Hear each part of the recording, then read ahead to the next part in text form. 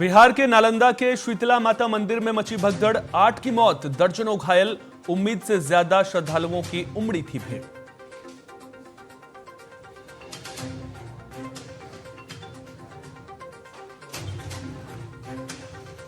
बंगाल चुनाव से पहले बीजेपी का बड़ा दांव। बीजेपी में शामिल हुए पूर्व टेनिस खिलाड़ी लिएंडर पेस लड़ सकते हैं विधानसभा का चुनाव।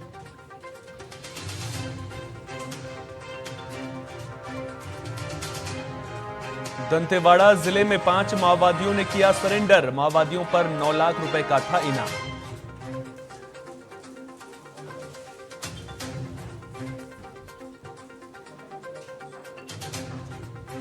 कानपुर में किडनी ट्रांसप्लांट के अंतर्राष्ट्रीय रैकेट का पर्दाफाश। मामले में पुलिस ने 6 आरोपियों को किया गिरफ्तार।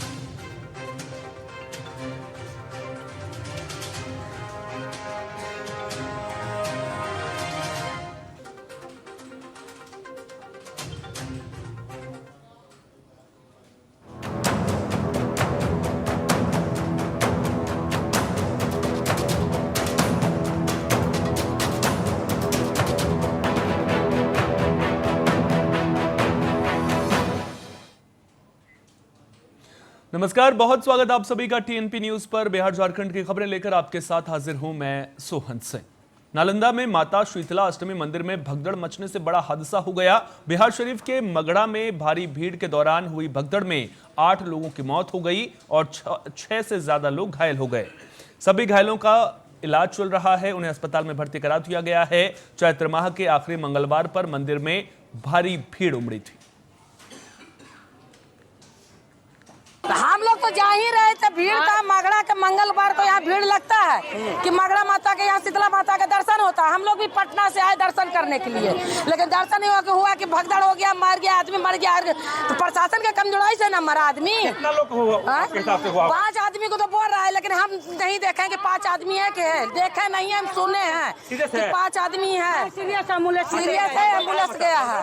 अब भगदड़ भीड़ इतना हो गया आदमी के, एक दूसरे का जानता के देहात का कैसा रहता है, एक दूसरे पर सवाल पहले हम करेंगे, पहले हम। कोई प्रशासन नहीं, कोई प्रशासन नहीं, कोई प्रशासन नहीं है। ममता देवी है। लोग मंदिर के द्वार पर आए, मंदिर में नहीं किए तो पता चला कि कुछ लोग बेहोश हो गए हैं, कुछ जख्मी हो गए हैं, कुछ मरे हुए हैं। बट ऐसा अभी मरा हुआ कोई नहीं पता चला है, सिर्फ बेहोश हुआ है, उसको एम्बुलेंस में लाद कर ले जाया गया। भगदड़ क्यों मचा? यहाँ पर भगदड़ हुआ कि देखिए लाइन है, लाइन में कोई लगना नहीं चाहता है, सब सोचता है हम पहले।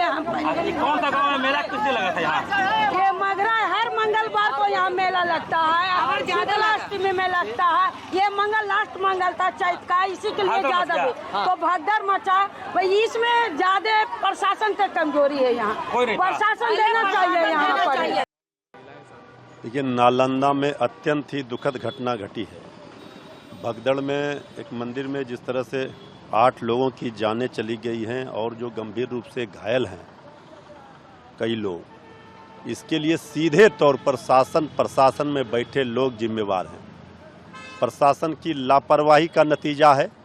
इसकी जांच होनी चाहिए, कौन दोषी है उसके ऊपर कार्रवाई होनी चाहिए। और बिहार में किस तरह से कुर्सी के खेल में सरकार में बैठे लोग व्यस्त हैं और यहाँ लोगों की जाने जा रही हैं।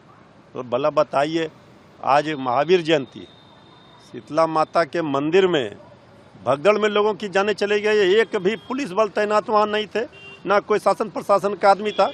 तो हो क्या रहा है बिहार के शीतला माता मंदिर में चैत के अंतिम मंगलवार को काफी भीड़ उमड़ी, जिससे वहां भगदड़ मच गई। कई श्रद्धालुओं की मौत हुई है। उनके प्रति हम संवेदना प्रकट करते हैं, पीड़ित परिवार के प्रति संवेदना प्रकट करते हैं। कई घायल हैं, उनकी सरकार इलाज की समुचित चिंता और प्रबंध कर रही है। आयुक्त जो है, आयुक्त को घटनास्थल पर भेजा गया है। मुख्य सचिव को सरकार ने इसके लिए जांच के आदेश दिए हैं। उस जांच में भगदड़ मचने के कारणों के बिंदु की भी जांच होगी। सरकार उन सबको देख रही है और पीड़ित परिवार के प्रति। ये तो दुर्भाग्यपूर्ण घटना है और सरकार को ज़्यादा सचेत रहना चाहिए। ऐसे मौके पर प्रशासन के ढीलापन के कारण ये सब हुआ है और जिनकी जानें गई सरकार को मुस्तैदी से उसमें और उन लोगों को मुआवजा मिलना चाहिए। आज तो एक दुखद घटना नालंदा जिले के दीपनगर प्रखंड के मगड़ा गांव के शीतला मंदिर में घटी है। आज वहाँ मेला लगता था और मेले में जो मंदिर में भगदड़ हुई है उसमें 8 लोगों के मृत्यु की अभी तक खबर है। स्वाभाविक रूप से यह काफ़ी दर्दनाक घटना है। हालांकि प्रशासन की तरफ से मुख्यमंत्री ने स्वयं इस घटना का संज्ञान लिया है। आज मां शीतला मंदिर है मगड़ा में, वहाँ पे काफ़ी भीड़ हो जाने के कारण बहुत ही जो है खेदपूर्ण घटना हुई है, बहुत ही दर्दनाक घटना हुई है और अनफॉर्चुनेट रहा है कि उसमें जो है 8 लोगों का जो है देहांत भी हुआ है और 8 लोग जो है वहाँ पे ट्रीटमेंट के लिए यहाँ आए हुए हैं, जिनका कि राहत और बचाव का कार्य किया गया। सबको तत्काल जो है वहाँ एम्बुलेंसेज भेज के यहाँ पे लाया गया है 8 लोगों को और इनके लिए जो जिनका देहांत हुआ है उनके लिए 6 लाख रुपये, 4 लाख आपदा की तरफ से और 2 लाख सीएम रिलीफ फंड से भी उनको तत्काल अभी देने के लिए जो है यहाँ पे कार्रवाई की जा रही है। पोस्टमार्टम का कार्यवाही चल रहा है और यहाँ पे एम्बुलेंसेस लगाए गए हैं, उनको तत्काल आइडेंटिफाई किया गया है। 8 लोगों में 7 लोगों का जो आइडेंटिफिकेशन हो चुका है, उनका घर और पता चल चुका है, एड्रेस वगैरह, तो उनके लिए हम लोग उनको भिजवा रहे हैं। 1 लोगों का और आइडेंटिफिकेशन किया जा रहा है और उनको यहाँ से जो है ससमान हम लोग घर। ये हुआ था अभी सुबह हमको सूचना मिली है कि मगड़ा में जो मंदिर है वहाँ पे अत्यधिक भीड़ हो गई थी और चूँकि काफ़ी अभी मौसम भी काफ़ी गर्म है और महिलाएं जो ठंडे पानी में नहा के उसके बाद जब वो मंदिर प्रांगण में जा रही थी तो उसके बाद बहुत सारी महिलाएं डिहाइड्रेशन से और सफोकेशन से गिरने लगी और उसी में भीड़ जो है अनियंत्रित होकर आपस में वहाँ पे ये दुर्भाग्यपूर्ण घटना घटित हुई है। इसके संबंध में वहाँ पे पहले से हमारे चौकीदारों की प्रतिनियुक्ति थी पूर्व में, लेकिन इतनी सूचना नहीं दी गई थी कि इतनी सारी जो है भीड़ वहाँ पे होगी। एक एसआईटी टीम हम लोगों ने गठित कर दी है। फसल जो है वो वहाँ पे पहुँच गया है। सीसीटीवी फुटेज का हम लोग अवलोकन कर रहे हैं और जो भी लापरवाही जिसने की उसमें हम लोग स्टिक से डाल देंगे। पटना में राहुल गांधी के बयान पर बिहार बीजेपी अध्यक्ष संजय सरावगी ने तीखी प्रतिक्रिया दी। उन्होंने कहा कि राहुल गांधी के बयान किसी गंभीर नेता जैसे नहीं लगते। युद्ध शुरू होते ही राहुल ने पेट्रोल और गैस खत्म होने जैसी बातें कही। राहुल गांधी का जो वक्तव्य होता है वो किसी हालत में भी गंभीर नेता का वक्तव्य नहीं होता है। जिस दिन युद्ध प्रारंभ हुआ उसी दिन से जिस तरह के उनके बयान आ रहे थे, गैस खत्म हो गया, पेट्रोल खत्म हो गया, डीजल खत्म हो गया और आज 1 महीना से ज्यादा हो गया, 1 महीना के आसपास हो गया। कई देशों में 30% से लेकर 50% तक पेट्रोलियम पदार्थ से लेकर गैसों की कीमत बढ़ गई। हाहाकार मचा हुआ है। लेकिन माननीय प्रधानमंत्री जी के वैश्विक स्वीकारता के कारण, उनके वैश्विक संबंधों के कारण आज ईरान, अमेरिका, इजराइल आपस में युद्ध कर रहे हैं। लेकिन जब भारत की बात आती है तो तीनों के तीनों देश, ऐसी है प्रधानमंत्री जी की वैश्विक नीति कि तीनों के तीनों देश जो है भारत के लिए राह खोल के रखते हैं। पटना पहुंचे बीजेपी सांसद मनोज तिवारी ने केंद्रीय गृह मंत्री अमित शाह के नक्सलवाद के खात्मे वाले बयान पर प्रतिक्रिया दी। मनोज तिवारी ने कहा कि देश में नक्सलवाद अब खत्म हो चुका है, पूरे देश से नक्सलवाद की छुट्टी हो चुकी है और जो इक्का दुक्का बचे भी होंगे वे सरेंडर कर चुके हैं या कर रहे हैं। इसके साथ ही उन्होंने ये भी जोर देकर कहा कि भारत सरकार की सुरक्षा और विकास योजनाओं के चलते नक्सल प्रभावित क्षेत्रों में अब शांति और सुरक्षा कायम हो रही है।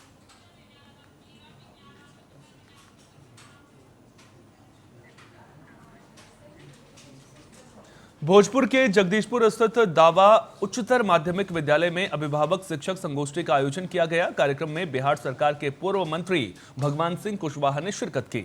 उन्होंने विद्यालय के विकास, शिक्षकों की नियुक्ति और व्यवस्थाओं में सुधार पर चर्चा की।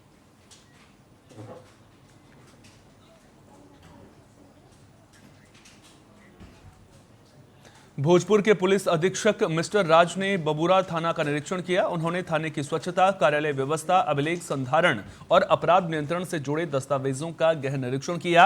वहीं लंबित मामलों की समीक्षा के बाद अनुसंधानकर्ताओं को जल्द निष्पक्ष और प्रभावी अनुसंधान के निर्देश दिए गए। पुलिस अधीक्षक ने विधि व्यवस्था बनाए रखने, अपराध नियंत्रण सुदृढ़ करने और जनता को तुरंत और पारदर्शी पुलिस सेवा उपलब्ध कराने पर जोर दिया।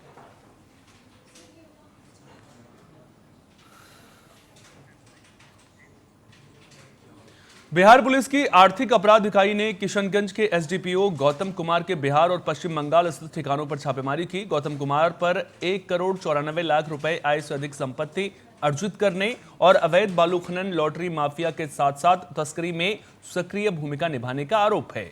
ईओयू ने आपको बता दें कि पूर्णिया, अररिया, पटना और सिलीगुड़ी में भी दस्तावेज और अन्य सामग्री की जांच में ये टीम जुटी हुई है। वहीं दूसरी ओर डीआरडीए डायरेक्टर वैभव कुमार के सहरसा और मुजफ्फरपुर समेत 6 ठिकानों पर भी ईओयू ने आय से 2,41,00,000 अधिक संपत्ति अर्जित करने के मामले में छापेमारी की है। वैभव कुमार की संपत्ति उनकी आय से लगभग 78% अधिक पाई गई, जिसके चलते अलग अलग टीमें उनके ठिकानों पर जांच कर रही हैं।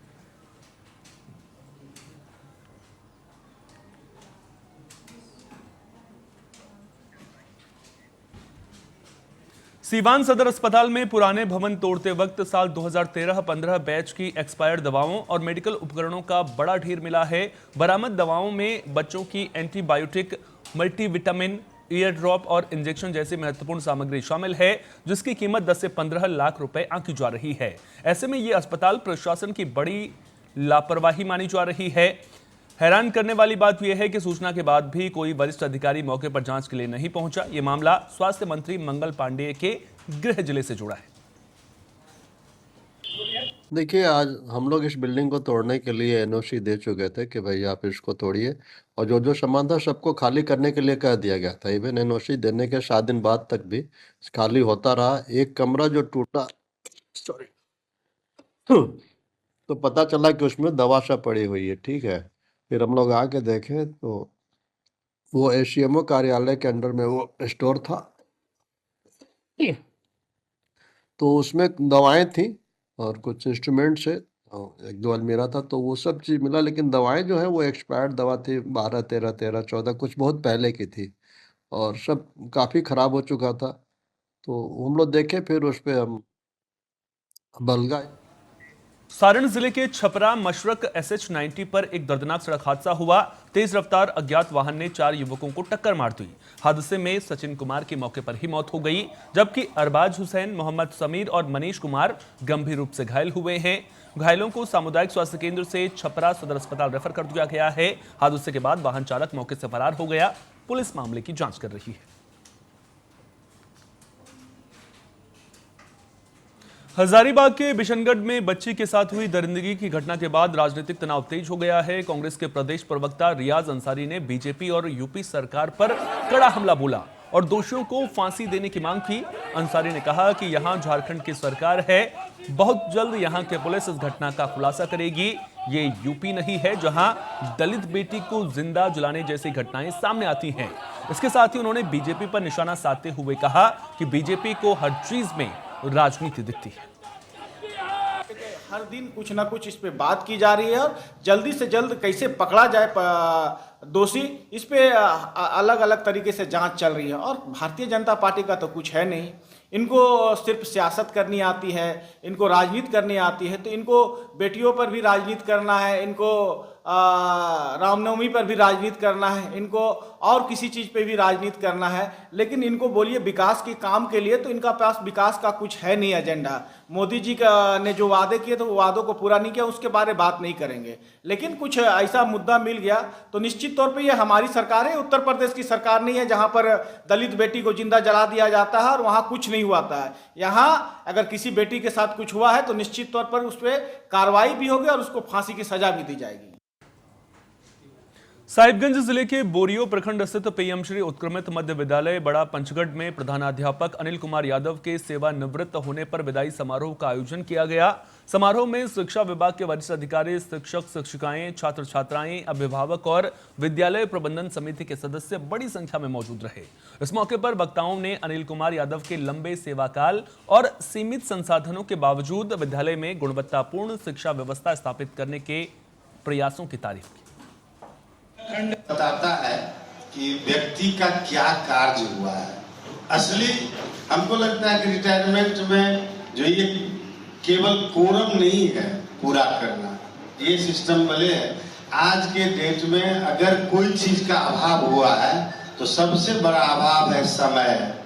हमारे पास भी समय नहीं है, हमको क्रिकेट खेलने के लिए, खिलवाने के लिए जाना है, मान लीजिए समय नहीं है जो अपनी बात को रख सकें। आपको भी समय नहीं है, आपको भी समय नहीं है। अनिल जी से हम परिचित इतना है कि जब से हम 22 में आए और जब सेंटर यहाँ पढ़ता था और आते थे, सरकारी विद्यालय के शिक्षकों को वैसे बच्चों को शिक्षा देने के लिए प्रेरित किया गया है जो निरीह हैं, गरीब हैं, जो निसहाय हैं, जिनके माता पिता को पैसा नहीं है सरकारी प्राइवेट विद्यालयों में शिक्षा देने के लिए, और हम उससे विमुक्त नहीं हो, हम उसे शिक्षा दें ताकि उसको मुकाम तक पहुंचाएं जहां उसके अभिभावक पैसे वाले जाना चाहते हैं। हम उसके लिए बहाल हुए हैं, गरीब बच्चों के लिए, उसको हम वहां तक लेके जाएं। आज इस विद्यालय से जब से हम प्रभार लिए हैं तब से यहाँ के बच्चियां 8वां पास करके, लड़कियां खास करके फालतू सर के स्कूल में जाती हैं और वहां पर जिला टॉप की है। रामगढ़ जिले के एक विश्वविद्यालय में 2 अप्रैल 2026 को होने वाली जेईई मेंस परीक्षा से पहले बड़े पैमाने पर फर्जीवाड़े की कोशिश पकड़ी गई।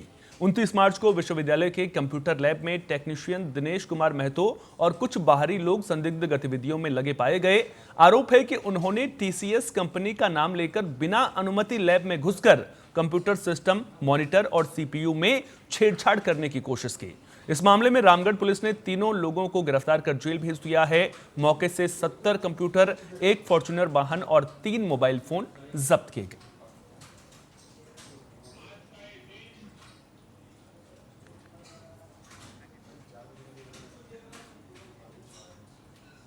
हाजीपुर में एक साधारण परिवार की बेटी शबरीन परवीन ने बिहार मैट्रिक परीक्षा में 492 अंक लाकर स्टेट टॉपर बनकर इतिहास रच दिया। सीमित संसाधनों के बावजूद मेहनत और लगन से हासिल सफलता से गांव में खुशी का माहौल है। इसी पर पेश है यह खास रिपोर्ट। बिहार के हाजीपुर से एक प्रेरणादायक खबर सामने आई है। टायर की दुकान चलाने वाले एक साधारण परिवार की बेटी शबरीन परवीन ने राज्य स्तरीय परीक्षा में टॉप कर इतिहास रच दिया है। शबरीन की इस बड़ी सफलता से पूरे गांव में खुशी का माहौल है। लोग मिठाइयां बांटकर जश्न मना रहे हैं और बेटी की मेहनत को सलाम कर रहे हैं। सीमित संसाधनों के बावजूद शबरीन ने कड़ी मेहनत और लगन से यह मुकाम हासिल किया। उनकी सफलता आज हर उस छात्र के लिए मिसाल बन गई है जो कठिन परिस्थितियों में भी अपने सपनों को पूरा करना चाहता है। परिवार और गांव वालों ने शबरीन पर गर्व जताते हुए उनके उज्जवल भविष्य की कामना की है। 492 कहाँ से आपने पढ़ाई?